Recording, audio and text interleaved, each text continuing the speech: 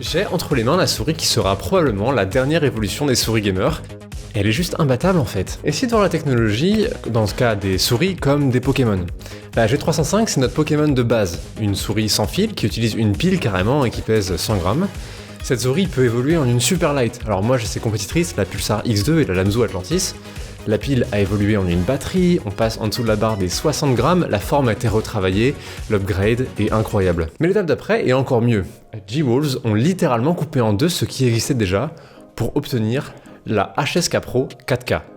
Ce truc pèse 29 grammes et c'est de loin la meilleure souris que j'ai jamais testée. Je prends 2 secondes pour remercier les gars de chez Maxisport qui me l'ont envoyé pour la review, toutefois ils la sponsorisent pas et la découvriront en même temps que vous. Il y a 2 choses qui rendent cette souris absolument exceptionnelle. La première chose, vous l'avez vu, c'est son poids complètement incomparable et extrêmement léger de 29 grammes. Et la seconde chose, c'est son excellente prise en main. La G-Wolves se tient avec le bout des doigts et ça lui offre une sensation super intuitive.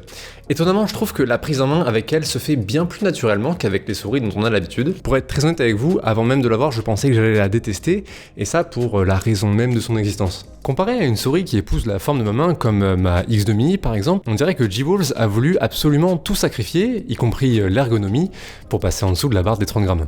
Mais en fait, ils ont réalisé l'exact opposé.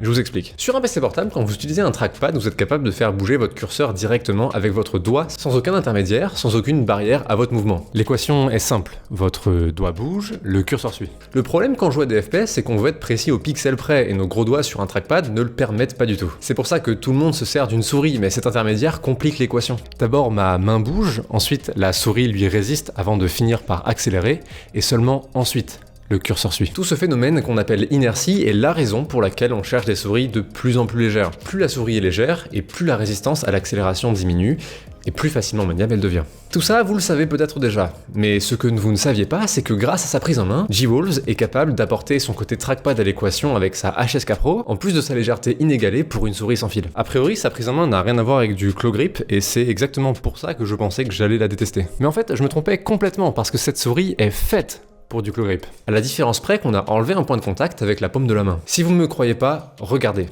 Là, je tiens ma X2 Mini. Je suis confortablement installé et suffisamment détendu pour que mes doigts puissent contrôler à eux seuls la souris. En tout, j'ai 6 points de contact, un avec chaque doigt et un avec la partie droite de la paume. Maintenant, voici la HSK Pro. Ma prise en main est exactement la même, sauf que la souris est coupée en deux, ce qui retire le point de contact que j'avais avec la paume. D'habitude, un point de contact en moins, c'est synonyme de perte de contrôle avec la souris, et d'ailleurs, c'est pour ça que j'ai jamais été à l'aise avec ça avec les autres souris. Mais la G-Wolves est tellement légère et si petite qu'avec elle, ça devient un synonyme de liberté. En temps normal, je me serais arrêté ici, parce que le produit est excellent. Réinvente avec brio le claw grip pour le plaisir de 80% de la communauté de joueurs tryhard de FPS. Malheureusement, la vie est semée d'embûches et il fallait que cette souris tombe entre les mains de G-Wolves, qui littéralement nous chie dessus après qu'on ait reçu leur joujou. Il faut qu'on parle de l'énorme blague qu'est leur logiciel. Alors, je suis pas là pour me faire des ennemis, mais c'est inacceptable qu'en payant 170 balles, on ne puisse pas avoir accès à un logiciel qui fonctionne correctement pour régler sa souris. Alors déjà, le look. Bon, normalement, on n'attaque jamais quelqu'un sur le physique, mais en faisant des vidéos, j'ai appris que parfois la forme faisait aussi la fonction. Je vous laisse juger par vous-même.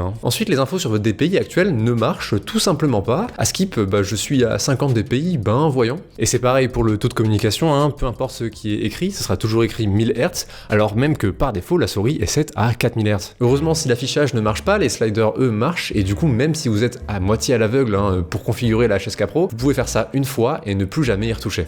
Un petit conseil quand même, si jamais vos jeux se mettent à avoir des lags quand vous bougez la souris de manière inexplicable, comme ce qui m'est arrivé au début sur Apex et Valorant, c'est probablement à cause du polling rate de 4000 Hz. Alors à ce moment-là, il faudra le baisser à 1000 Hz avec un outil pour le mesurer, puisque apparemment G-Wolves n'est pas foutu de nous le dire. Pour ceux qui ont vu ma dernière vidéo, vous connaissez mon opinion sur le 4000 Hz. Dans la pratique, ça a été démontré qu'il n'y a aucune différence mesurable contre un taux de communication à 1000 Hz, à part au niveau de la batterie, qui tient beaucoup plus longtemps quand la souris tourne à 1000 Hz, évidemment. En parlant de la batterie, sur la HSK Pro, à 1000 Hz, elle était très bonne. J'ai pu jouer pendant 20 heures avant qu'elle ne meure entre mes mains. Mais sachant que le produit ne peut pas être chargé à 100% à l'unboxing, je dirais qu'elle pourra vous tenir entre 30 et 35 heures pour du full gaming, ce qui est très bon. Sachant évidemment que si vous faites aussi des tâches bureautiques sur votre PC, elle vous tiendra évidemment bien plus longtemps. Juste avant de donner mon avis global sur ce que propose G-Wolves, je suis content de vous signaler que les clics ici de la HSK Pro utilisent des TTC Gold dont l'implémentation est excellente, bien meilleure que sur la Dynamoshark M3S qui pourtant a les mêmes switches. Ici les clics sont légers et très satisfaisants, je vous laisse écouter ça.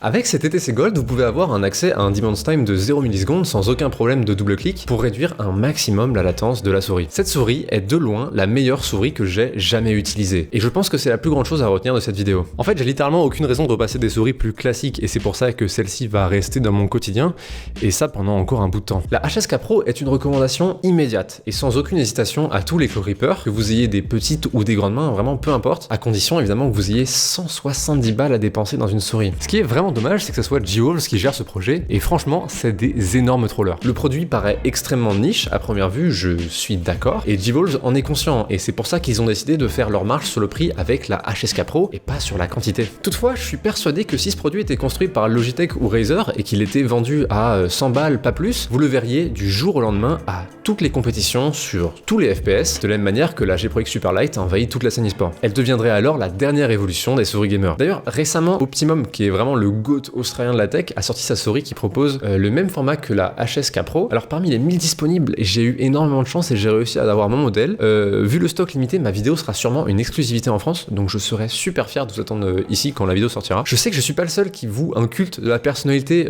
pour ce mec, donc vraiment, à votre place, je m'abonnerai pour pas louper ça. N'hésitez pas à repasser dans l'auberge. C'était Antonin. Allez, ciao.